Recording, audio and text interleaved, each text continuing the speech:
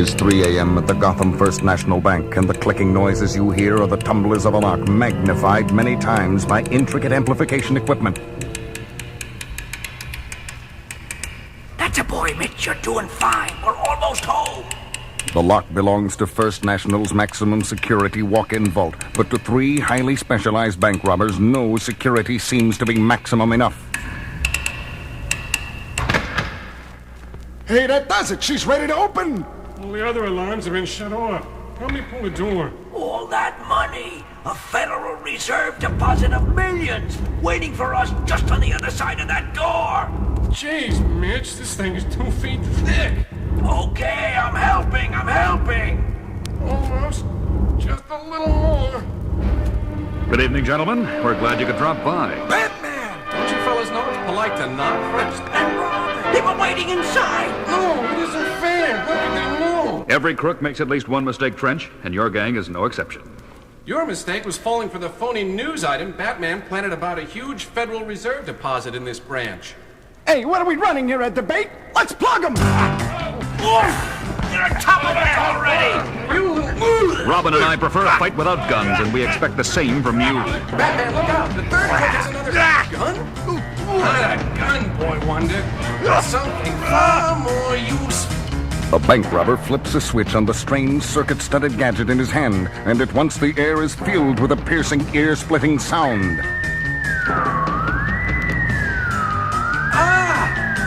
Ears! Oh, me too, Robin. I can't even think straight. That's the whole idea behind our sonic disruptor, Batman. A few more seconds of this and you and a punk will be on the floor in agony. Yeah, while we stand back and enjoy the show, thanks to the special high-frequency earplugs the 3 of us are wearing. Oh, covering my ears as tight as I can. It doesn't help. Hold on as long as you can, Robin. Fight it. Yet not even the dynamic duo can withstand the terrible onslaught of sound for long. And as they drop to their knees... Seeing this was worth getting beat up for. From every direction, the nightmarish screeching sound seems to surround them, until the bank robbers look up to see a frightening form circling above their heads. A creature the size of a man, with the unmistakable ears and leathery wings of a bat. What is it? It's the most horrible thing I've ever seen.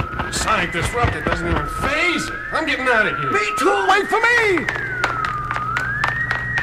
In the frenzied confusion, the sonic disruptor falls, and its ear-splitting drone ceases at once, as the cowled crusader and the boy wonder look up to see... Batman! That thing!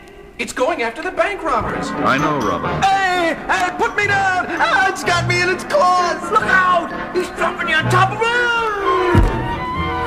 Do you believe this? It slammed 2 of them together. Now it's pulling the third crook into the air. Help! Help! And knocking him senseless into the side of the wall. What a show! The creature's flying away, Batman. Let's go after it. No, Robin. The least we can do in gratitude for its help is to leave Manbat in peace. Manbat? You know this guy? Monster, whatever he is? Yes, and I know he must be in great pain right now. That's why he flew off. I don't understand. Like a true bat, Manbat's hearing is ultra-sensitive to even the minutest sounds. If you think that sonic disruptor was rough on us, I'd hate to imagine how it must have felt to him. He must be a very brave man. He is a man, isn't he? Robin, I think it's time you heard the full story of my friend Kirk Langstrom. Kirk Langstrom, the eminent nocturnal mammal expert, had long been a fan of mine and a supporter for everything the name Batman stood for. Well, it was several years ago that hundreds of hours of hard work finally brought him on the verge of an incredible discovery in the confines of his lab under the Gotham Museum. That does it, my leathery winged friend. I've taken the final dose of my serum. Now we wait. You and I. The friend Langstrom spoke to was a live bat, and the serum was a specially prepared gland extract he had derived from the creature for human consumption. He later told me he came up with the serum as a gift from me, but being the thorough scientist he was, tested the serum on himself first. And at first the results seemed impressive. Oh! That infernal noise is unbearable! What in heaven's name can be causing so much racket? Langstrom was both startled and tremendously excited when he traced the noise to its source, astonished to discover it was nothing more than... A dripping faucet! But to me it sounded like splashing tidal waves. My hearing has become incredibly sensitive. The first bat characteristic that proves my serum is working. And then the next sign became painfully apparent when Langstrom rushed to his desk to jot down some notes. Ah! My eyes! I can't stand the light of that desk lamp. I've got to put on my sunglasses. They're in my jacket. Once he found the dark lenses, he put them on and switched off the light, only to get a third surprise. I'm navigating in utter darkness without bumping into a thing. My vocal cords are emitting ultrasonic signals, and my super-sensitive hearing picks them up when they bounce back. I've done the impossible. I now possess the natural radar of a bat. Yes, Langstrom had achieved the impossible, all right. Far more so than even his wildest imaginings. Because when he happened to look down at his hands... Oh, my God. My hands, they're growing hairy, with claws, like a bat. I don't understand. Can this be a side effect of the gland extract? I'll put on some gloves. It's only temporary. It has to be. But while preparing to go out, he encountered still another ominous sign. My hat! What pushed it off my head? By now, Langstrom already knew the worst. But he had to run to a mirror to see the horrible, ghastly truth for himself.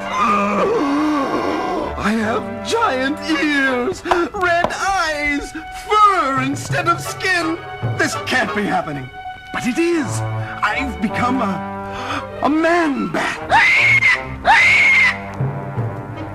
Once the initial shock of his nightmarish fate had worn off, Langstrom remained at his museum lab late into the night, trying to discover where his serum had gone wrong.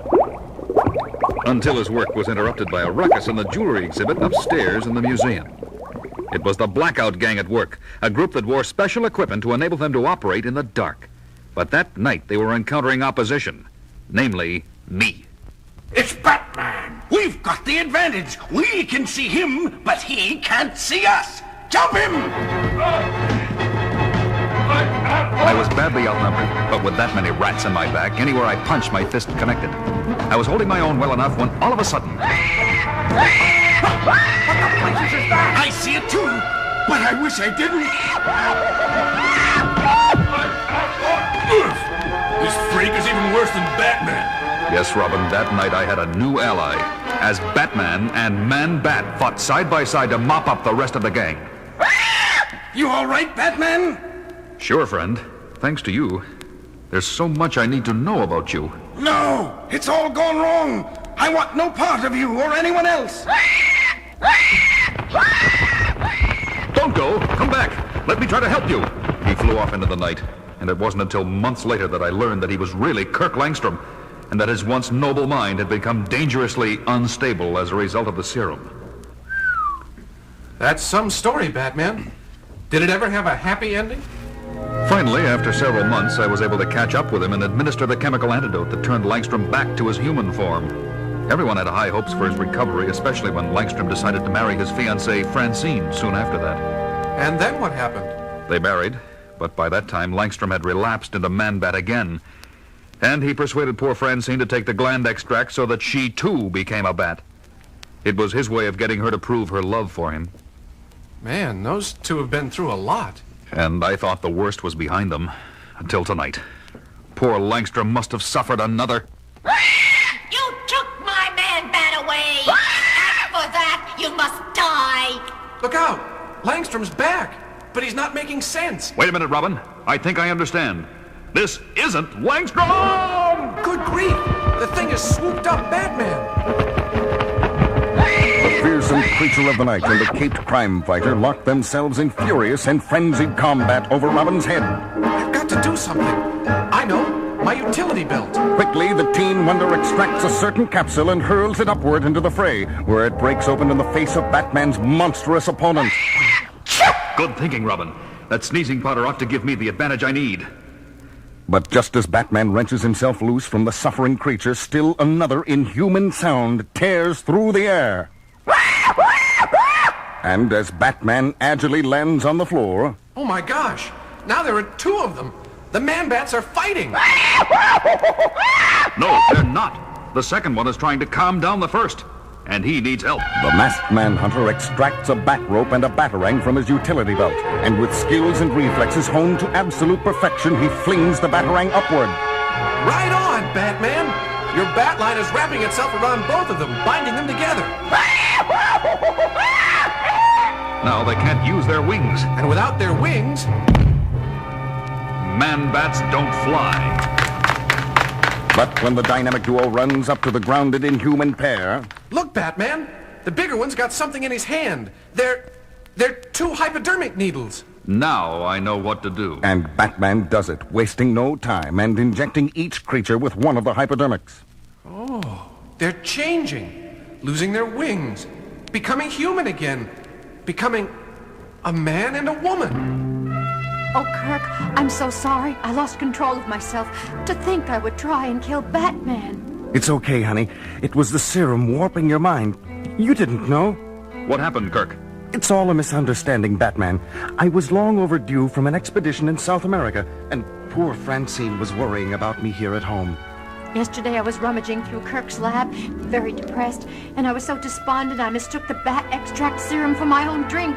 The next thing I knew, I was a bat. Once the serum affected her mind, Francine became wildly insane.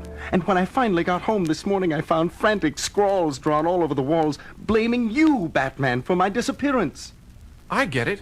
So you took a dose of this serum yourself, figuring the only way to stop a man-bat is with another man-bat. That's right. But when I finally located you two a few hours ago, you were up against that terrible sonic disruptor. So I gave you a helping hand with those bank robbers. I'll say you did. That must have been murder on your bat ears. And while Kirk took some time to recover, Francine caught up with us and attacked. Batman, can you ever forgive me? I already have, Francine. Well, I may never forgive you, Batman. Not unless you get around to introducing me to your friends. Sorry, Robin. Kirk, Francine, I'd like you to meet my protege and junior partner.